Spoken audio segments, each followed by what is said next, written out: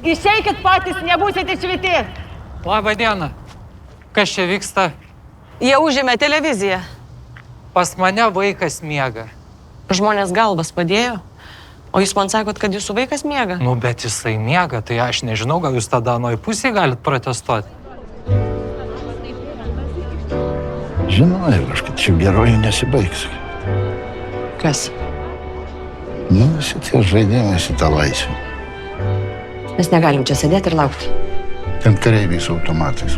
Ką tu gali žinot, kas jiems gali ten šauti galvą? Aš galiu šauti galvą. Pradėsim, paskui prisijungs kiti kolegos. Lietuvos radijas ir televizija paskelbė bado akciją. Badausim čia tol, kol jie iš čia nepasitrauks. O jūs pranešėjate? Ir televizija, tai atrodo, kad tau kiekvieną dieną kaip šventė. Toks darbas. Reikia šypsotis ir būt gražiai. Tau visai gerai sekasi. Mano svajonė.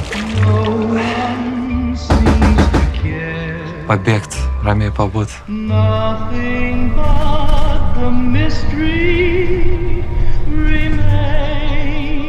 O tu nepasilgai?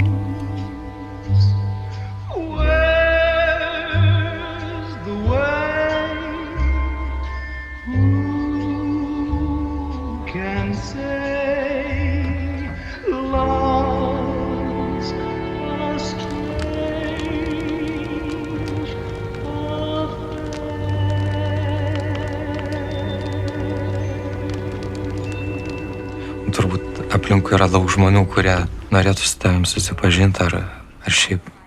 Tu čia norėjai sužinoti, ar aš turiu kažką? Ne, aš tiesiog šiaip paklausiu.